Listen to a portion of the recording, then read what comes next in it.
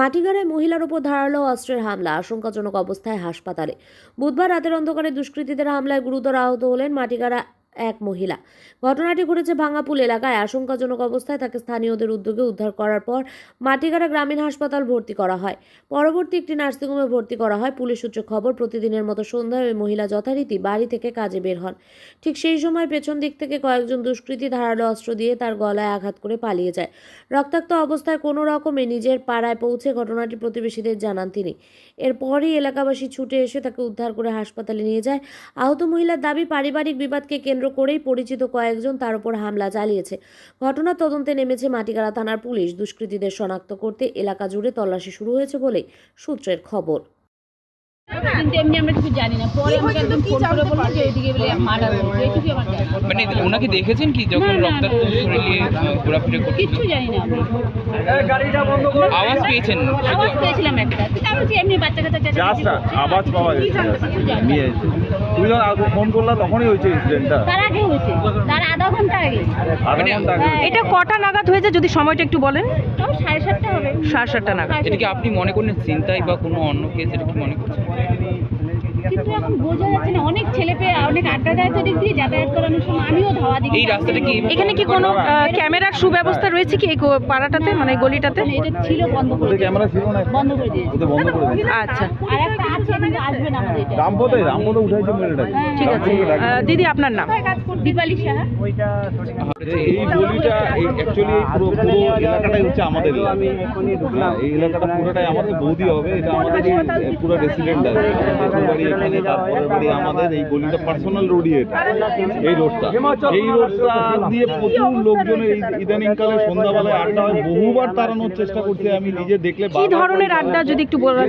এখানে সিগারেট খাওয়া হয়, কখনো খাওয়া হয়, কিন্তু আমি দেখলেও ছেলেমেয়েরও আড্ডা হয়। আচ্ছা, বারবার আমি এটাকে যতবার আমি এখান থেকে গেছি, রেগুলার যাতায়াতও করি এই রাস্তা দিয়ে আমরা, যেহেতু এই দিক দিয়ে আমাকে যেতেও হয়। এইখানে কিছু ছেলে মেয়ে, বাইরের ছেলে মেয়েও মাঝখানে আমি 2-3 বার ধরেছিলাম, একদম ধরে নিয়ে ওদেরকে তাড়িয়েছি, কিন্তু ওদের অ্যাড্রেস বাইরেরই বলছে। আজকে যা ঘটনা শোনা যাচ্ছে যে দুটো ছেলে এই মহিলাটাকে, লোকাল মহিলা, এই মহিলার উপরে আক্রমণ কেন করলো, এটার এখনো তদন্ত করলে ম্যাটারটা বোঝা যাবে। আচ্ছা, মহিলার বিষয়ে মানে মহিলাকে চিনেন কি? এখানেই থাকে, ভাঙাপুলের মহিলা। মায়া কি সামথিং নাম আছে, আমরা ওর চেহারা দেখে বুঝতে পারবো। কিন্তু যেটা শোনা যাচ্ছে যে দুজন বাইক নিয়ে এসে তার উপরে আক্রমণটা করে, গলাতে মারে।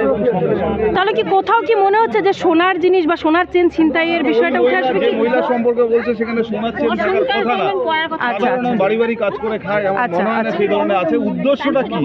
মাটিগাড়া এই ধরনের ঘটনা এরকম একটা এলাকায়, রেসিডেন্সিয়াল এলাকায় কেন ঘটছে, পুলিশের তদন্ত অবশ্যই করবেন, তদন্ত করা দরকার। আমরা ভীষণই চিন্তিত। এই ভাঙাপুল এলাকায় এখনো প্রশাসনের লোক আমি দেখতে পাচ্ছি না। Just incident. প্রশাসনের এই ব্যবস্থা নিয়ে কি বলবেন যে এখনো পর্যন্ত তারা এখানে পৌঁছায়নি? উপরে আস্থা আছে, পুলিশের উপরে আমাদের আস্থা আছে। পুলিশ কাজ করে না তা না, কাজ করে।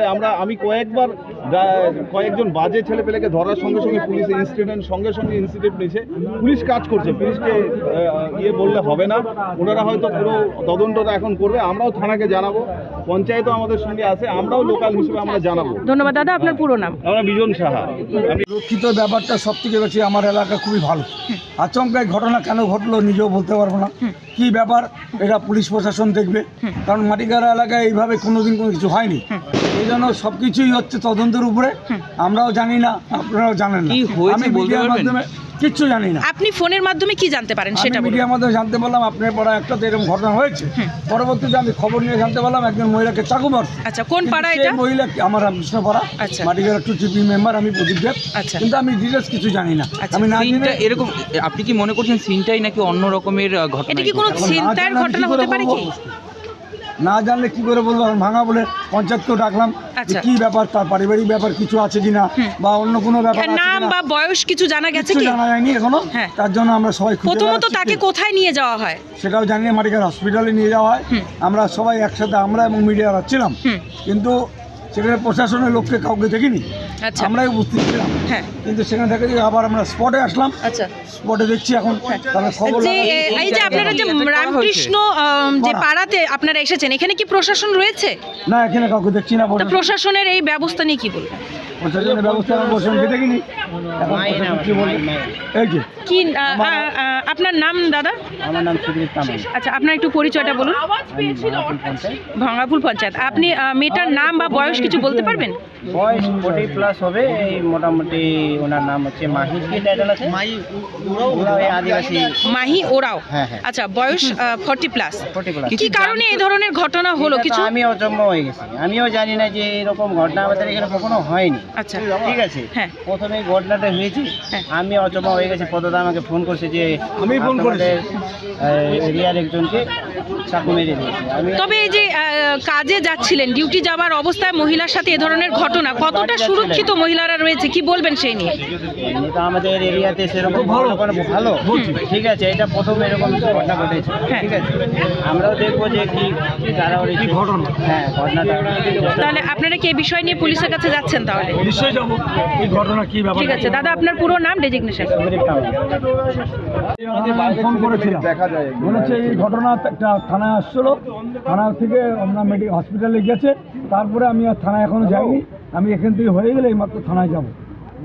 থানায় গিয়ে বিস্তারিত জানতে পারবো তার কি ঘটনা, এবং সে যে কোথায় ভর্তি আছে সেখানেও আমি যাবো। দাদা আপনার পুরো নাম, ডেজিগনেশন? প্রদীপ দেব, মাটিগাড়া জিপি 2 মেম্বার।